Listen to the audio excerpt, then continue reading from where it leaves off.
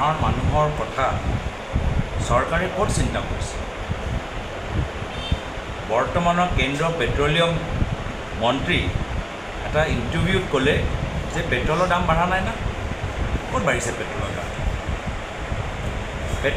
মানুহবোৰে কৈছে, সুধিছে, সাংবাদিকখিনি তেখেতক সুধিছে যে আন্তঃৰাষ্ট্ৰীয় বজাৰত কেঁচা তেলৰ দাম কমি গ'ল, আপোনালোকে পেট্ৰলৰ দাম কিয় কমোৱা?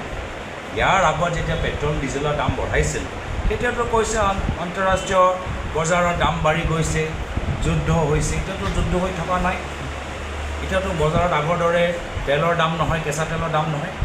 এতিয়া যে আগতে যে বঢ়ালে সেইখিনি কিয় কমোৱা নাই? তেতিয়া মন্ত্ৰীয়ে কয় কি নহয়, যিবোৰ অইলৰ ডাঙৰ ডাঙৰ কোম্পানীবোৰ আছে তেওঁলোকৰ লোকচান হৈছে। তেওঁলোকৰ ডাঙৰ ডাঙৰ অইল কোম্পানীৰ ক্ষতিকতা লৈহে বৰ্তমান কেন্দ্ৰীয় চৰকাৰ চিন্তা চৰ্চা কৰিছে। সাধাৰণ মানুহৰ পেট্ৰল আৰু ডিজেলৰ দাম লৈ কি ক'ত চিন্তা কৰিছে? আৰু পেট্ৰল আমি বঢ়াওঁতে মানুহবোৰক এটা বিকল্প দিব লাগে যে তেওঁলোকে পেট্ৰলত এথেনল বিচাৰে নে নিবিচাৰে।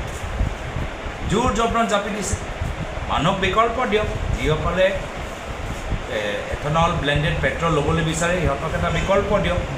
কিন্তু চৰকাৰে নিজে ইচ্ছাকৃতভাৱে আজি আপোনালোকৰ ওপৰত এই সিদ্ধান্তটো জাপি দিছে।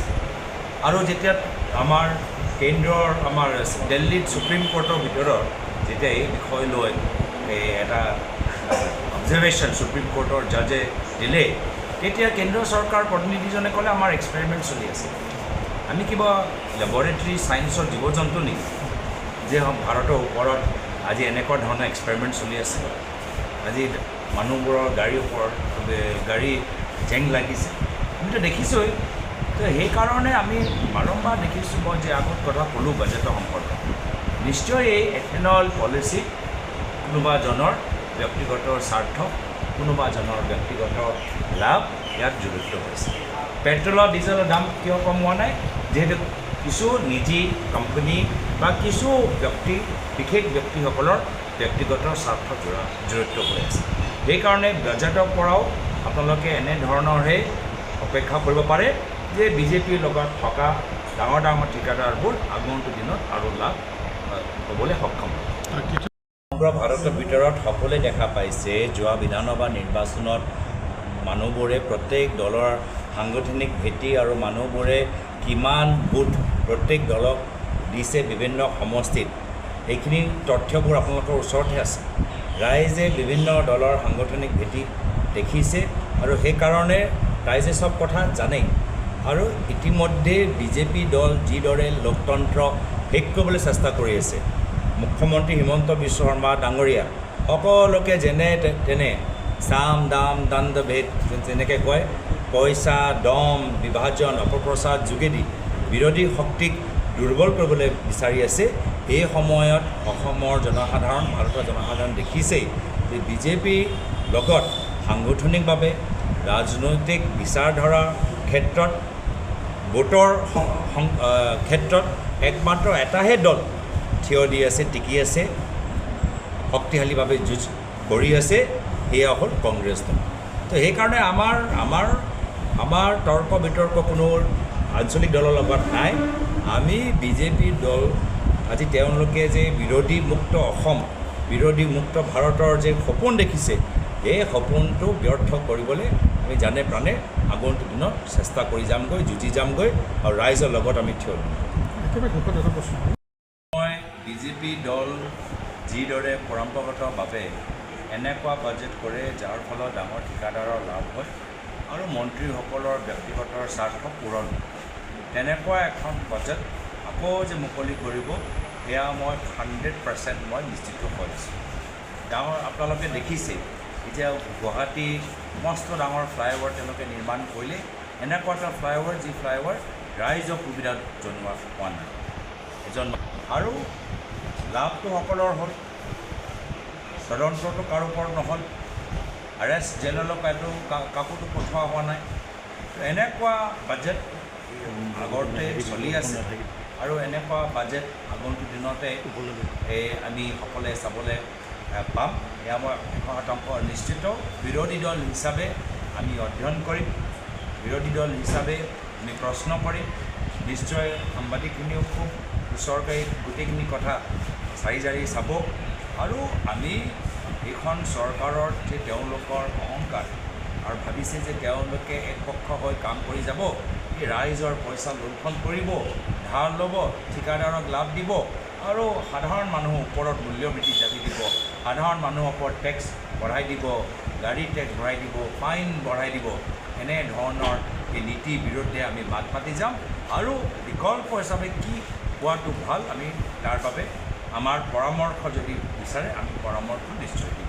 দ্বিতীয়তে সমগ্ৰ ভাৰতৰ ভিতৰত সকলোৱে দেখা পাইছে যোৱা বিধানসভা নিৰ্বাচনত মানুহবোৰে প্ৰত্যেক দলৰ সাংগঠনিক ভেটি আৰু মানুহবোৰে কিমান ভোট প্ৰত্যেক দলক দিছে বিভিন্ন সমষ্টিত, এইখিনি তথ্যবোৰ আপোনালোকৰ ওচৰতে আছে।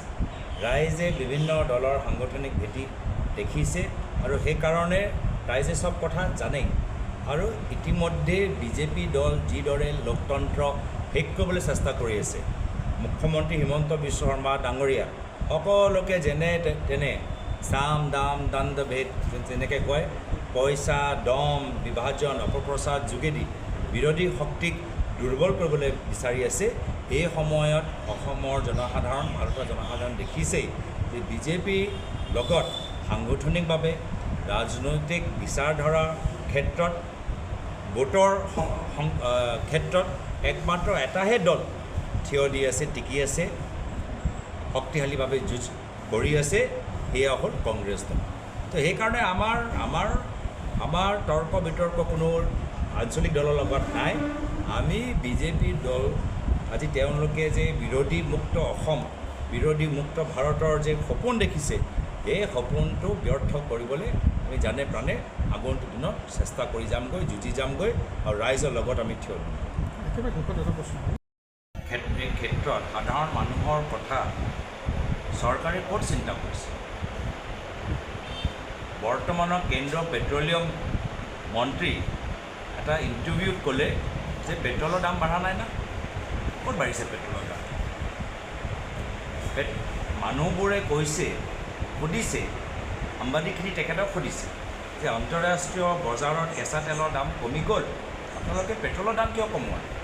ইয়াৰ আগত যেতিয়া পেট্ৰল ডিজেলৰ দাম বঢ়াইছিল তেতিয়াতো কৈছে আন্তঃৰাষ্ট্ৰীয় বজাৰৰ দাম বাঢ়ি গৈছে, যুদ্ধ হৈছে। এতিয়াতো যুদ্ধ হৈ থকা নাই, এতিয়াতো বজাৰত আগৰ দৰে তেলৰ দাম নহয়, কেঁচা তেলৰ দাম নহয়। এতিয়া যে আগতে যে বঢ়ালে সেইখিনি কিয় কমোৱা নাই? তেতিয়া মন্ত্ৰীয়ে কয় কি নহয়, যিবোৰ অইলৰ ডাঙৰ ডাঙৰ কোম্পানীবোৰ আছে তেওঁলোকৰ লোকচান হৈছে, তেওঁলোকৰ ডাঙৰ ডাঙৰ অইল কোম্পানীৰ ক্ষতিকতা লৈহে বৰ্তমান কেন্দ্ৰীয় চৰকাৰ চিন্তা চৰ্চা কৰিছে।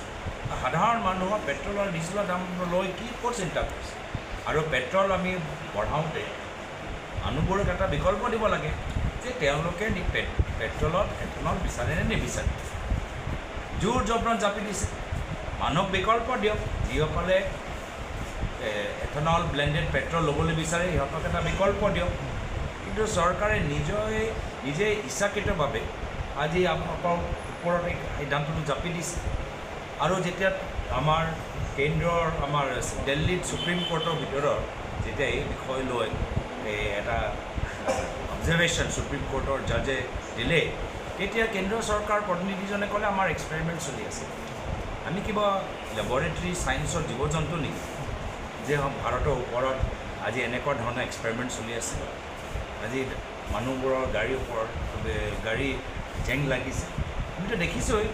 তো সেইকাৰণে আমি বাৰম্বাৰ দেখিছোঁ, মই যে আগত কথা ক'লোঁ বাজেটৰ সম্পৰ্কত, নিশ্চয় এই এথেনল পলিচি কোনোবাজনৰ ব্যক্তিগত স্বাৰ্থ, কোনোবাজনৰ ব্যক্তিগত লাভ ইয়াত জড়িত হৈছে। পেট্ৰলৰ ডিজেলৰ দাম কিয় কমোৱা নাই? যিহেতু কিছু নিজি কোম্পানী বা কিছু বিশেষ ব্যক্তিসকলৰ ব্যক্তিগত স্বাৰ্থ জড়িত হৈ আছে।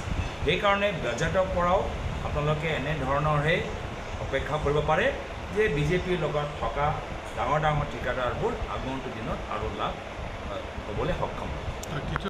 মই বিজেপি দল যিদৰে পৰম্পৰাগতভাৱে এনেকুৱা বাজেট কৰে যাৰ ফলত ডাঙৰ ঠিকাদাৰৰ লাভ হয় আৰু মন্ত্ৰীসকলৰ ব্যক্তিগত স্বাৰ্থ পূৰণ, তেনেকুৱা এখন বাজেট আকৌ যে মুকলি কৰিব এয়া মই 100% মই নিশ্চিত কৰিছোঁ।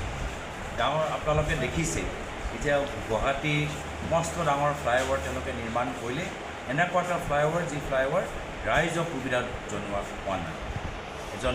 আৰু লাভটো সকলৰ হ'ল, তদন্তটো কাৰো ওপৰত নহ'ল, আৰেষ্ট জেললৈ কাকোতো পঠোৱা হোৱা নাই। এনেকুৱা বাজেট আগতে চলি আছে আৰু এনেকুৱা বাজেট আগন্তুক দিনতে আমি সকলোৱে চাবলৈ পাম, এয়া মই 100% নিশ্চিত। বিৰোধী দল হিচাপে আমি অধ্যয়ন কৰিম, বিৰোধী দল হিচাপে আমি প্ৰশ্ন কৰিম, নিশ্চয় সাংবাদিকখিনিও খুব ওচৰকাৰী গোটেইখিনি কথা চাৰি জাৰি চাব।